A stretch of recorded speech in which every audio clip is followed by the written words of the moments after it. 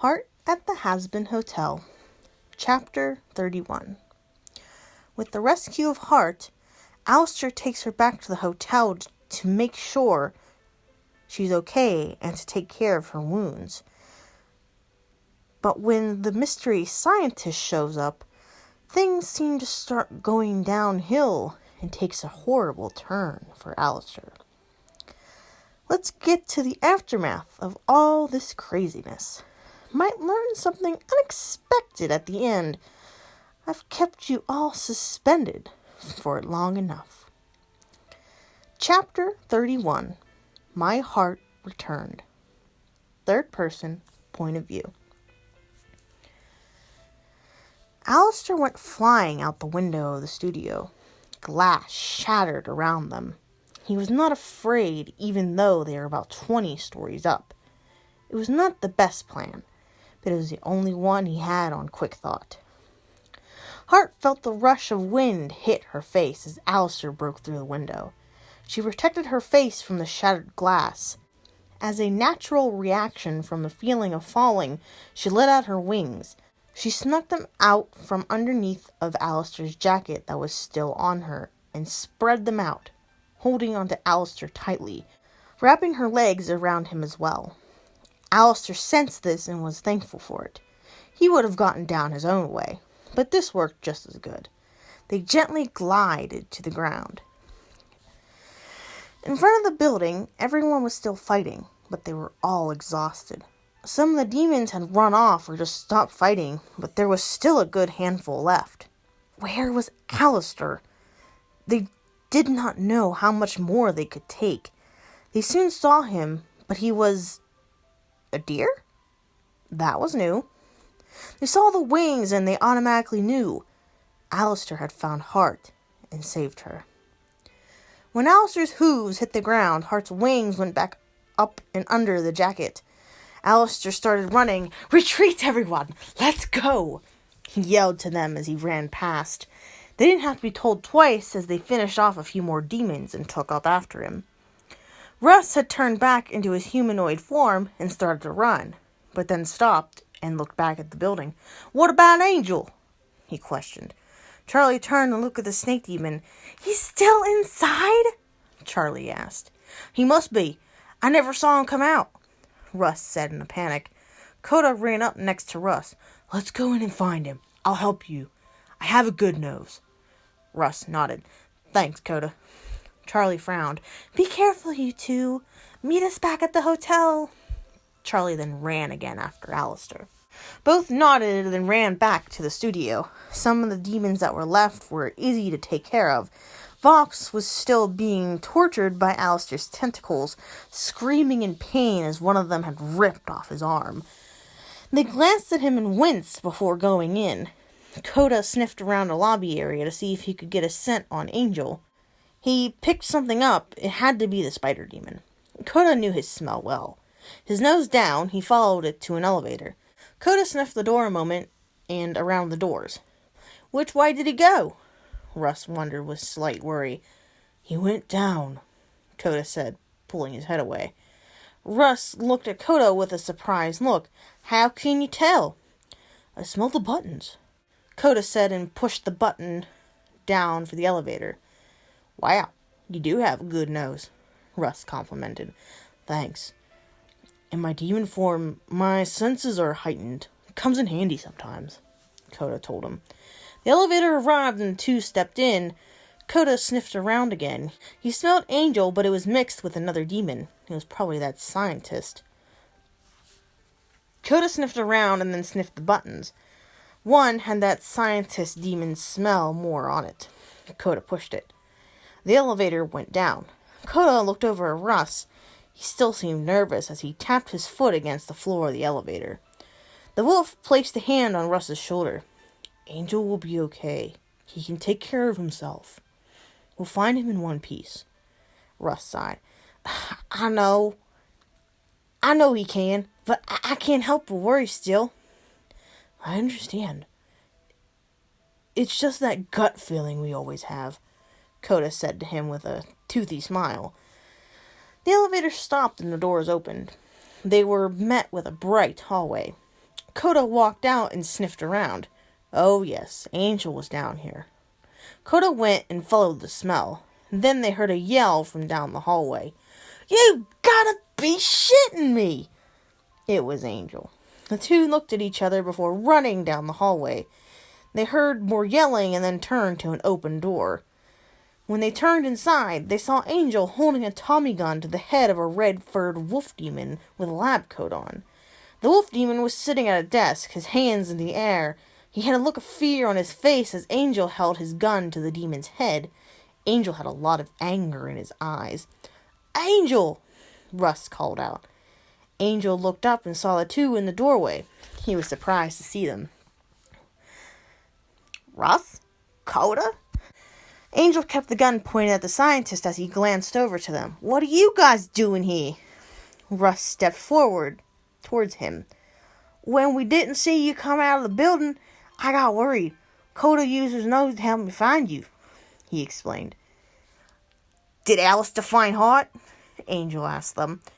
He did. They are all heading back to the hotel now.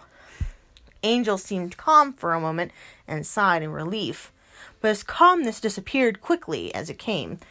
I'm glad, but we have another problem. He slanted his eyes. And Alistair ain't gonna be happy about it one bit. Angel turned his attention back to the scientist. Tell him what you told me. The wolf demon flinched. Angel, what's going on here? Coda questions. This Jagos was experimenting on Hart. He did something to her, Angel yelled. Experimenting? For what? Russ wondered and looked to the wolf demon scientist. Angel pushed the gun to the wolf demon's head. Tell him, you fucking asshole. Okay, I'll tell them. Please don't hurt me, please. This has been my life's work since I came down here, the scientist pleaded. You ain't gonna have a life no more if you don't start talking, Angel warned. I swear to you, I didn't know she was his. I'm telling the truth. Mr. Valentino never told me. If I would have known, I wouldn't have done it, the scientist explained. Bullshit, Angel huffed. Talk. The wolf flinched again at the tone of Angel's voice. All right, gather around the computer. Russ and Coda went up to the desk behind Angel. We're all ears, Coda growled, intimidating the scientist. The wolf demon gulped, then went to his computer and started to pull up stuff to show them. I titled it PDS. With everyone else. Alistair ran. Never in his life has he ran as fast as he did now. His heart pounded against his chest. He heard it in his ears. His breathing was heavy. All he felt was adrenaline running through his veins. He just wanted to get away, run away as fast as he could. Don't look back. His legs burned, especially with the extra weight of Hart on his back.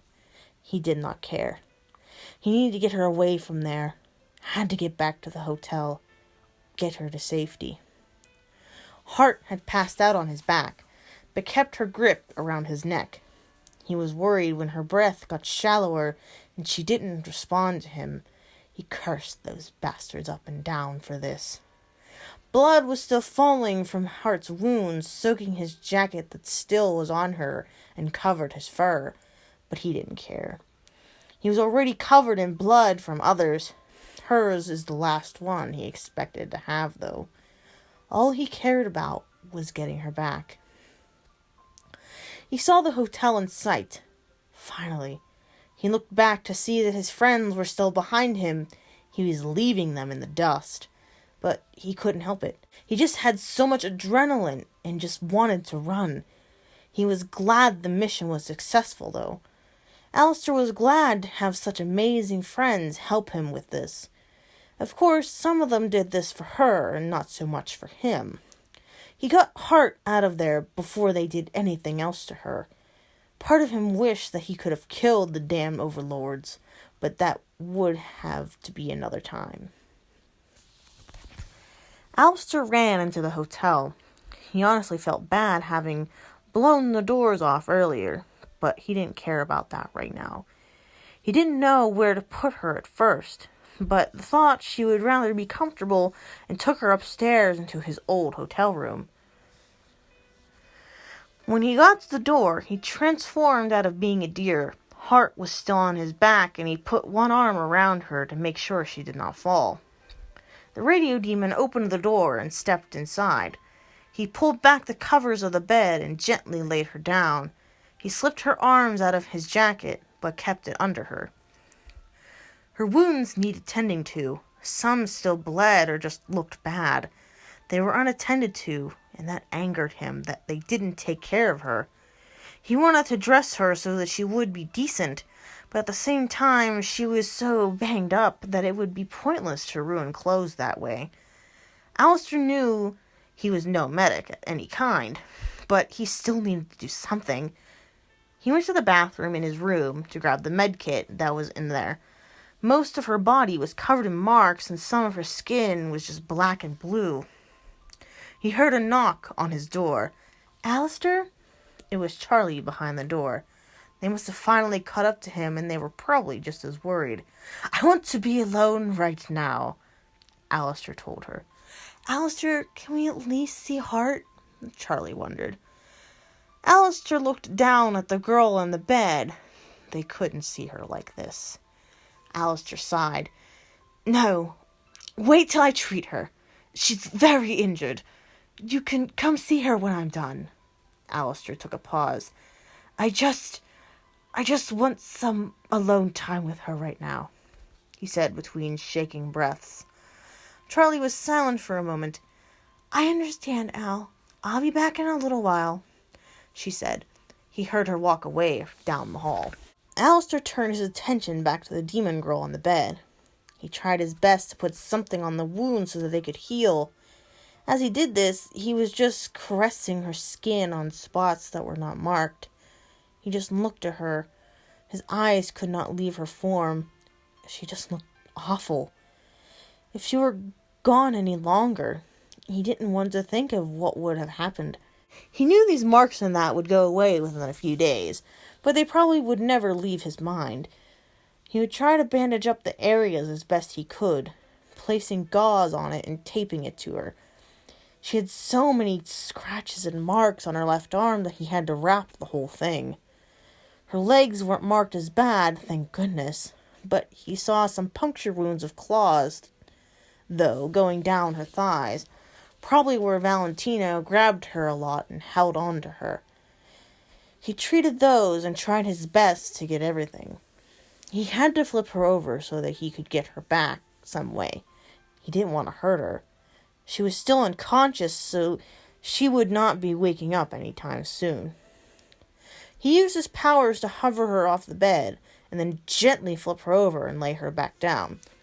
Alistair was in shock of the state of her back. There were so many deep claw marks that ran down the whole length of her back, some even to her butt cheeks. Alistair again started to treat her back as best he could. Part of him was glad she wasn't awake. He didn't want to picture how much she would be screaming in pain. He could only imagine how these would heal, though. They'd probably turn to scars. Once he was done treating her back, he then just decided to wrap up all around her. Using his powers to hold her in the air slightly, he wrapped her up. She was just covered in a bandage from her chest to her stomach.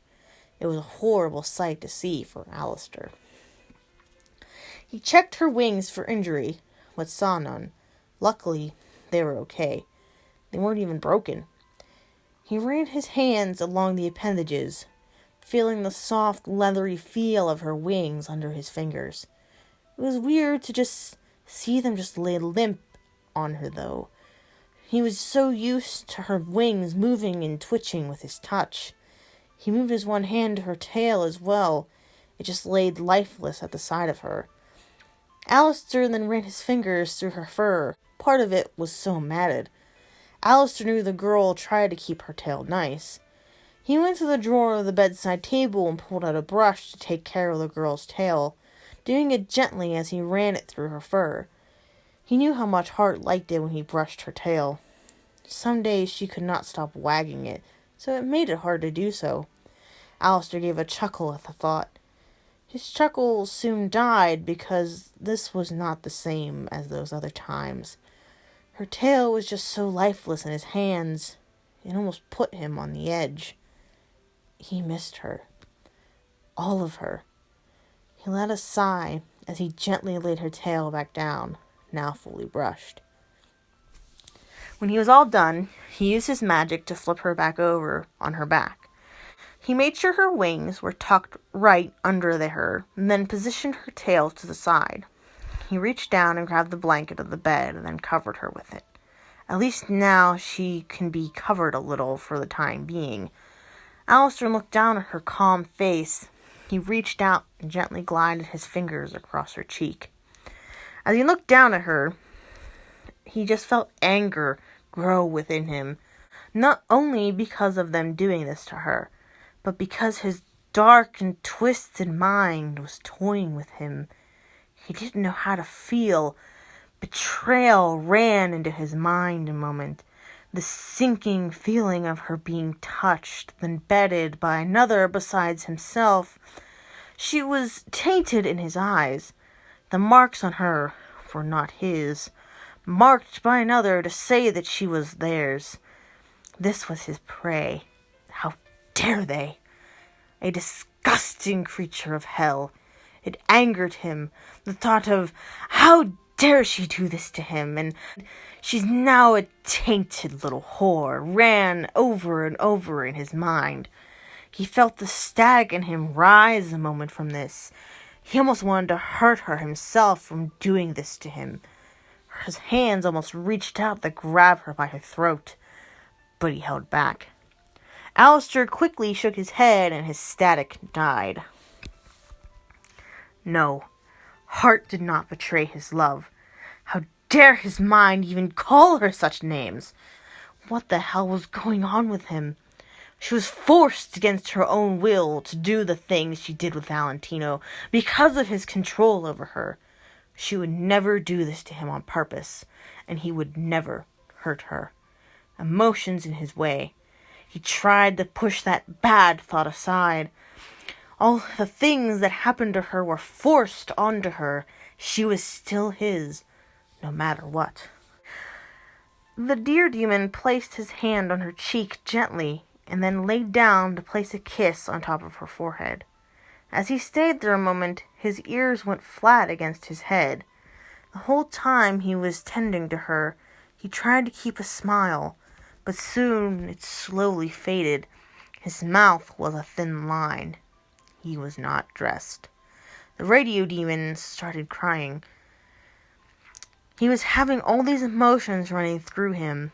He knew this would be next. He placed his forehead against hers. Tears still fell from his eyes like a constant stream. Never had he cried this hard before. He didn't cry much to begin with, but this was different. Just the thought of Hart being gone, and saving her so she could come back to him, it was almost a happiness mixed with sadness. At the same time, he was afraid. He was afraid he lost her. Then he would never see her again.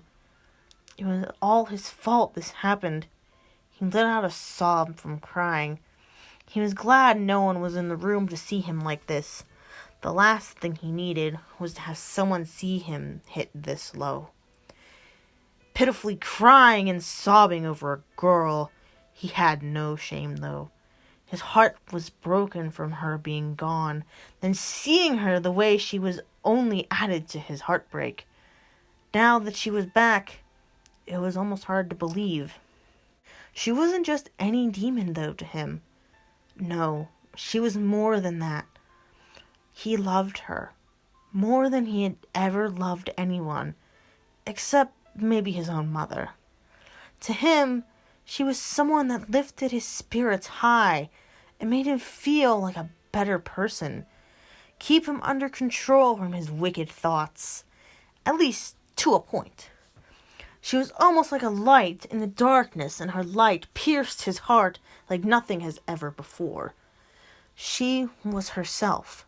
There was nothing special about her. no powers, or anything magical. So what? It didn't matter to him. She was special in her own way, and he loved that about her. To lose that feeling he got from her, he didn't even know how he would react. He was slowly falling to his knees beside the bed, his head now laid on the bed beside her arm. His hand slid from her cheek and laid on her chest a moment where he reached under the blanket to pull out her right hand. He held it tightly in his own. He then brought it to his forehead as he continued to cry. He had no words. They weren't needed. He was just glad to have her back right now. To see her face and feel her again under his fingers. Another sob escaped his lips. He gently took his other hand and rubbed up and down her arm lightly, being careful of the bandages. Alistair had to calm himself. He took deep breaths, taking one in deep and letting it out shaky. His sobs went away slowly. The tears slowed down, but he still had them falling. He stayed there on his knees, though, beside the bed. Alistair didn't want to leave her side. He didn't. He wouldn't. Not again. Not after he had just gotten her back. He let out a breath he was holding in and just relaxed himself. He was also very tired from everything today. Usually a lot of his powers drained his energy, so he was so worn out as well. He had come down from that emotional high and finally just rested his head on the bed. His hand was still holding hers as he closed his eyes. With everyone downstairs, Charlie and Vaggie were on the couch by the fireplace. Husk and Nifty were at the bar in their own conversation. Lizzie was in the lobby pacing. The wolf girl could not keep still. Alistair didn't let anyone in to see Hart, and that aggravated her. She understood that he was taking care of her, but it angered her still. She wanted to see her sister. She was also worried about Coda, since he had not come back yet. Lizzie growled again. She turned to Charlie and Vaggie, who sat on the couch. "Charlie, it's been 45 minutes since you went up there. Can you please go check again?" Lizzie asked with worry in her voice. "I'm just worried. I'm sorry." Charlie looked over to Lizzie with a frown. She understood her worry, since Hart was her sister after all. Charlie stood up from the couch and out of Vaggie's arms. "Don't worry, Lizzie. I'll go check on them." Lizzie nodded and continued pacing, lost in thought. Vaggie grabbed Charlie's hand. Charlie looked down at the moth girl. "Charlie, you want me to go up there with you?" Vaggie asked. "No, I'll be okay. Stay here and watch over everyone, okay?" Charlie told her. Vaggie nodded. Charlie headed up the steps and went down the hallway to Alistair's hotel room. She slowed as she got to the door. She paused a moment to see if she could hear anything, but didn't. The girl knocked. She got no sound. "Alistair?" She knocked again. "Can we come in?" Charlie asked. The demon princess waited a few moments, but again heard nothing, not even footsteps. She was worried now. "Al, I'm sorry, but I'm coming in. We're all worried downstairs," Charlie said sternly. She turned the knob, and it was unlocked. Charlie slowly opened the door to the room and peeked inside. What she saw made her just awe at the sight. Alistair had fallen asleep next to the bed on his knees while holding Hart's hand. Charlie carefully walked closer to the bed and looked at Hart.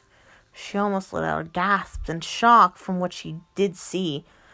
Hart was still asleep on the bed and covered up to her chest by the blanket.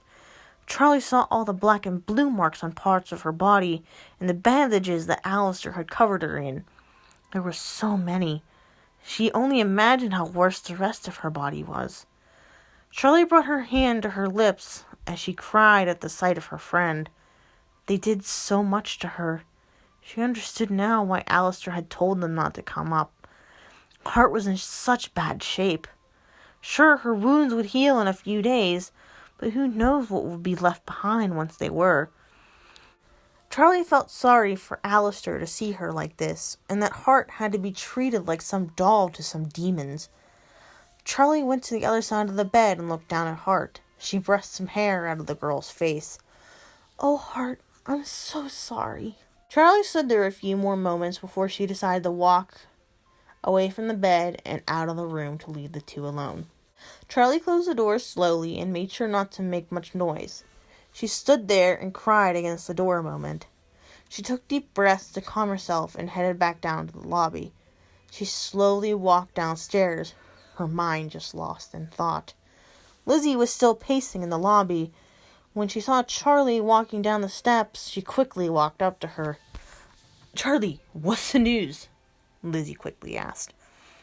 Charlie was caught off guard by the wolf demon girl at first because she was lost in thought, but quickly had her mind come back.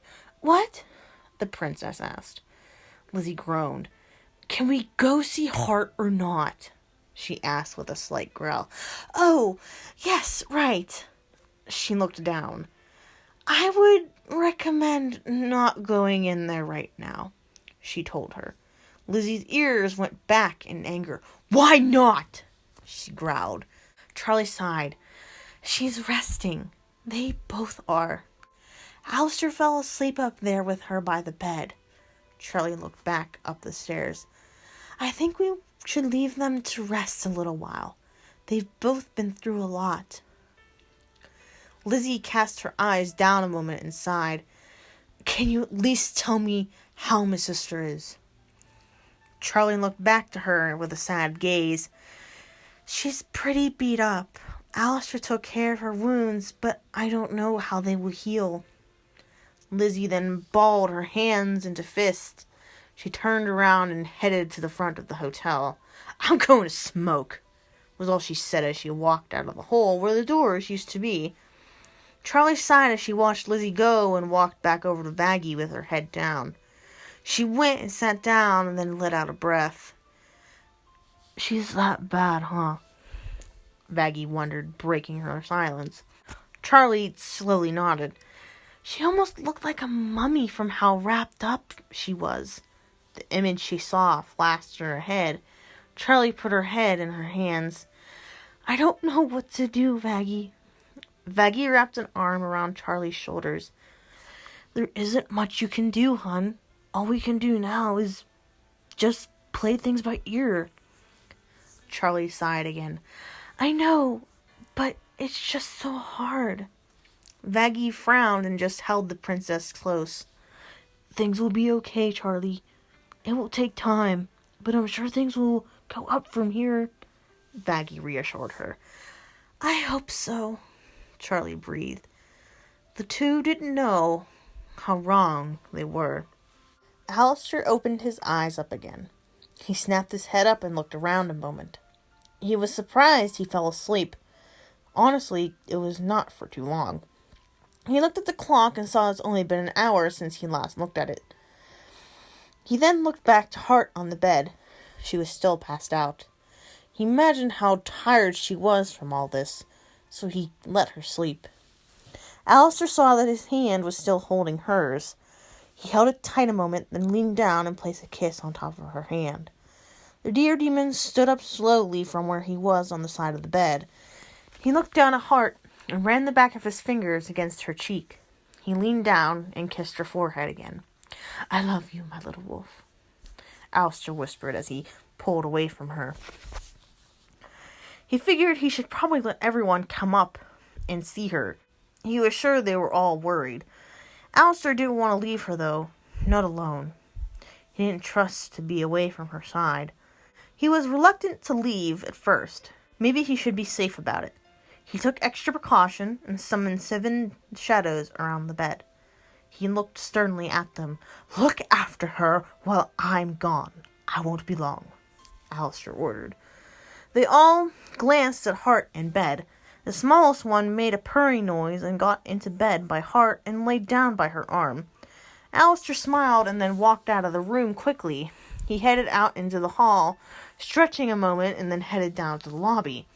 As he got to the top of the steps, he looked down to see Charlie and Vaggie on the couch. Husk and Nifty were at the bar. Lizzie was outside the front of the hotel, smoking. The doors were still blown off from earlier. Alistair then noticed some of the people that came with him were not there. Where was Angel Dust, Russ, and Coda? He looked down the steps, and as he did, Charlie noticed him. Alistair! The girl jumped up from the couch and went over to him. Are you okay? How's Hart doing? Charlie asked, quickly. Everyone looked at the direction of Charlie's cheer, and now all eyes were on him. Nifty walked away from the bar and up to Charlie. Please tell us she's okay, Nifty added. Alistair let out a chuckle and patted the princess's head. I'm okay now, doing much better than I have been. Hart is still asleep, I'm afraid, but if you guys want to see her, you can, Alistair answered her with a small smile. I have a few shadows watching over her, so be wary. Lizzie flicked her ears at hearing Alistair say it was okay to see Hart. She took a hit of her cigarette one more time and then threw it to the ground and ran back into the hotel. She ran past Alistair and up the steps. The wolf girl was worried about her sister. Nifty walked past Alistair as well and followed her. Thanks for taking care of her, Charlie said with a smile. I always will. I want to thank you for helping me get her back, Alistair told her, his smile widening on his face. I was happy to help, Al. Everyone was happy to lend a hand. We did it. Together, Charlie replied. Alistair gave a small chuckle. I guess that's true. Either way, I will thank you from the bottom of my heart. Alistair then bowed slightly to her. He stood back up straight. May I ask, where is Angel, Russ, and Coda? Did they not return with you? Charlie shrugged. I don't know where they are. Russ and Coda went back into the studio to look for Angel. He didn't come out? Was surprised as he tilted his head slightly. No, none of us saw him, Charlie frowned. He went in to look for that scientist he saw yesterday. Angel said he wanted to find him because he was a key in all this, Alistair explained. A key? In what way? Charlie questioned as she put a finger to her chin. I have no idea. I guess if they come back, we'll find out. Alistair's request for that was soon answered as they heard footsteps running into the hotel. Alistair and Charlie looked to see the three they mentioned all walk in. Coda was still in his demon form, and something was slung over his shoulders. Angel still had his guns out, but his other set of arms were wrapped around Russ as they walked. There you boys are, Charlie said as she stepped away from Alistair a little. We were worried about you. Sorry about that, babe. We got distracted, Angel answered her. But we came back successful. Coda took the thing off his shoulder and then realized that it was a wolf demon. He was tied up and gagged, his eyes wide and scared as he looked around. The demon looked up at Alistair and then started to freak out and yell behind his gag. He tried to back up from the deer demon. Shut up, Coda warned as he made the wolf demon sit on the floor. Alistair walked up to them. Is this the scientist that you were talking about, Angel? Sure is. I was right that he was involved, Angel told him. Alistair then felt a spike of his power from anger. He was he? Alistair said in a deep, static voice as he turned to the wolf demon on the floor. Angel stood in front of the wolf demon. Don't kill him! He has something important to tell you. Angel glanced over his shoulder and down at the demon. Don't you? Angel said with a deep, angered voice. To tell me? Alistair questioned as his powers died down. Angel turned back to Alistair. Al, he was experimenting on Hart while she was in there. What we found out from this guy, you're probably not gonna like. Angel let out a sigh. Just please don't kill him, okay? I figured as much she was. I saw the sign on the door from the room she was being held in. Valentino mentioned it, but never told me. Alistair put his hands into fists. I'll try my best not to kill him, though, Alistair answered. Angel went to the wolf demon and took the gag out of his mouth and untied him as well. The scientist took a deep breath in and let it out. He looked up at the radio demon in fear. Angel pointed his gun at him. Tell him, Angel demanded. Why don't you tell him? The scientist asked nervously. Because it's better coming from the source. Angel pointed the gun closer to the scientist. Tell him. And start from the beginning, Coda added with a growl. The scientist took a breath before he spoke. Well, my name is Dr. Marcus Talon. I've been trying to find a better source of income to fund my experiment I've been working on ever since I arrived in hell. I named it PDS. He took a breath again to calm his nerves. I tried to reach out to anyone I could. Surprisingly, Mr. Valentino reached out to me instead a few months ago. Alistair lit out, radio static at the name. He even offered me to let me experiment on his clients that came in, plus give me a room down in the basement from the studio so that I can have a workspace. He helped fund my project fully when I needed it. Dr. Talon took a pause. He was afraid of how the deer demon would react when he was going to say next. Coda smacked Dr. Talon's head. Finish! The scientist rubbed his back of his head and sighed. He looked up at Alistair. What I am about to tell you, I swear to you on my wife's dead body that I did not know the girl belonged to you. I was not aware of this information. If I would have known, I would not have done it to her. To put this burden onto her, he explained. The last thing I would want is for you to be angry with me. Alistair was his full attention at that. He felt his powers rise suddenly. What did you do to her? Alistair asked with a slight static growl. Dr. Talon flinched at that. He continued, This experiment was something different, and I wanted to change lives down here. With help from your significant other, I was finally able to complete my experiment. It's finally successful. After so much trial and error over 3 years, I had a breakthrough. She was the one that was successful. He turned his head away. Now I realize that I shouldn't have had her be the one to finally be the success of my experiment. He sighed. I'm sorry. Alistair reached out a hand and grabbed Dr. Talon by the scruff of his shirt. What did you do to her? He hissed through his teeth and his static grew. The wolf demon looked at him in fear and grabbed onto Alistair's arm that held his shirt. Please, forgive me, please. Spare my life so I can continue my work. With her involved like this, I have to monitor her now. I have to keep track of progress to make sure everything goes okay.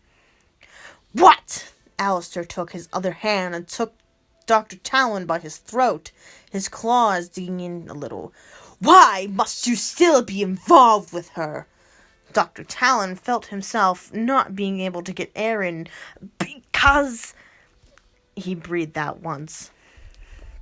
No one stopped Alistair, not while he was angry like this. Charlie had stepped away from him and was standing with Vaggie by the fireplace.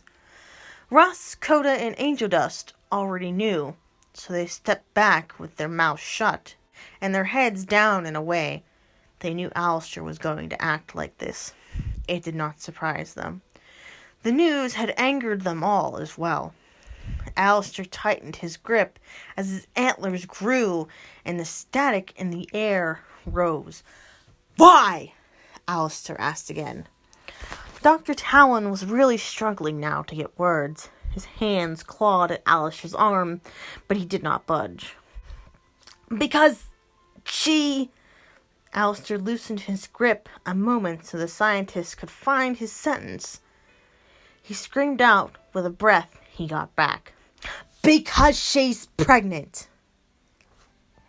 End of chapter 31. Boom. Mic drop.